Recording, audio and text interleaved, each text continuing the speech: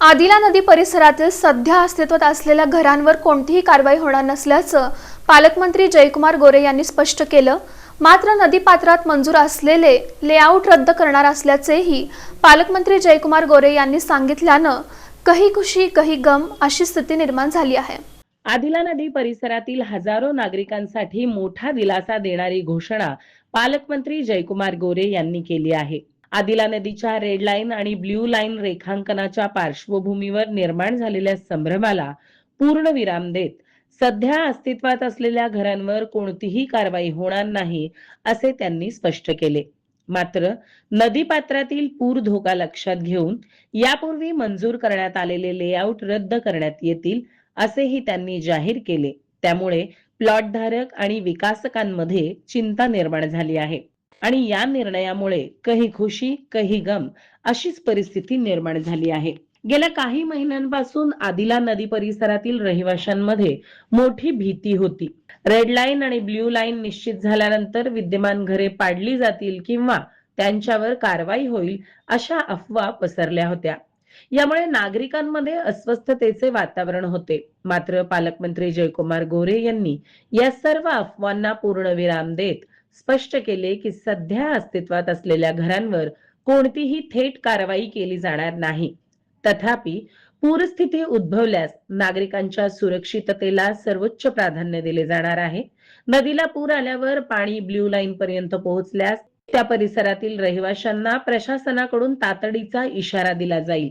आवश्यक असल्यास नागरिकांना सुरक्षित स्थळी स्थलांतरित करण्यात येईल आणि आपत्ती व्यवस्थापनाच्या सर्व उपाययोजना राबवल्या जातील। त्यामुळे नागरिकांनी अफवांवर विश्वास न ठेवता प्रशासनाच्या अधिकृत सूचनांचे पालन करावे असेही आवाहन करण्यात आले।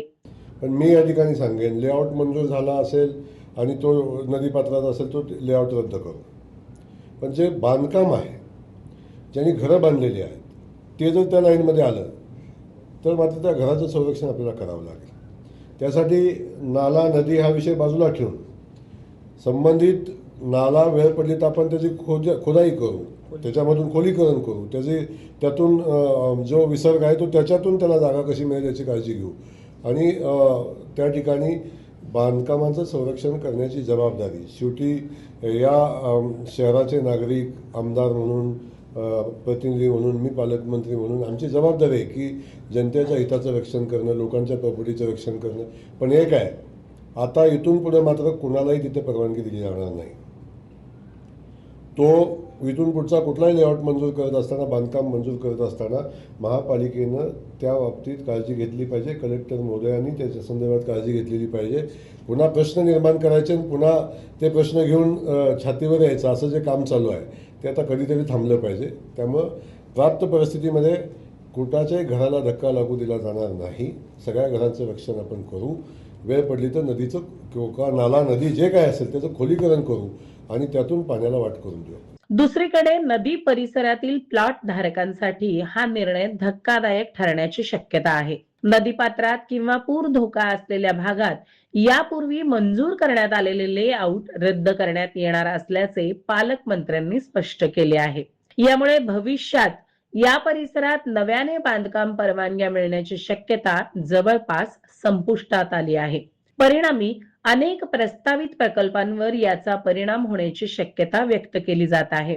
दरम्यान पाटबंधारे विभागाने आदिला नदीच्या रेड लाईन आणि ब्ल्यू लाईन निश्चित करण्याची प्रक्रिया अंतिम टप्प्यात आणली आहे। नदी परिसराचा सविस्तर सर्वे पूर्ण झाला असून त्यावरील माहिती संकलित करण्यात आली आहे। आता केवळ तांत्रिक गणिते आणि अंतिम मंजुरीची प्रक्रिया बाकी आहे। शासनाची अंतिम मान्यता मिळाल्यानंतर प्रत्यक्ष रेखांकन पूर्ण केले जाणार आहे।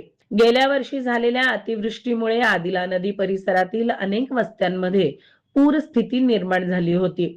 अनेक घरांमध्ये पाणी शिरल्याने नागरिकांना मोठ्या संकटाचा सामना करावा लागला होता। याच पार्श्वभूमीवर सोलापूर महानगरपालिकेने पाटबंधारे विभागाकडे नदीच्या पूररेषा निश्चित करण्याची मागणी केली होती। महापालिकेच्या मागणीनंतर पाटबंधारे विभागाने नदीच्या प्रवाहाचा अभ्यास, नदीपात्राची रुंदी, पूरप्रवाहाची क्षमता, परिसरातील बांधकामे आणि भविष्यातील पूर धोका यांचा सखोल अभ्यास केला आहे। तयार करण्यात आलेल्या तांत्रिक अहवालाची पडताळणी करण्यासाठी IIT मुंबई येथे तज्ज्ञांची बैठक होणार आहे. या बैठकीत नदीच्या विसर्गाचे म्हणजेच डिस्चार्ज, गणित, पूरप्रवाहाची क्षमता आणि इतर तांत्रिक बाबींचा आढावा घेतला जाईल. त्यानंतर मुख्य अभियंता कार्यालयाकडून अंतिम मंजुरी मिळाल्यावर रेड लाईन आणि ब्ल्यू लाईनचे अधिकृत मार्किंग करण्यात येईल. अंतिम रेखांकन पूर्ण झाल्यानंतर ही माहिती सार्वजनिक संकेतस्थळावर उपलब्ध करून दिली जाणार आहे, जेणेकरून नागरिकांना त्यांच्या मालमत्तेची स्थिती आणि पूर धोक्याची माहिती सहजपणे पाहता येईल. एकूणच विद्यमान घरांना दिलासा मिळाला असला तरी नदीपात्रातील मंजूर लेआउट रद्द करण्याच्या निर्णयामुळे अनेक प्लॉटधारक आणि विकासकांपुढे नवे प्रश्न निर्माण झाले आहेत.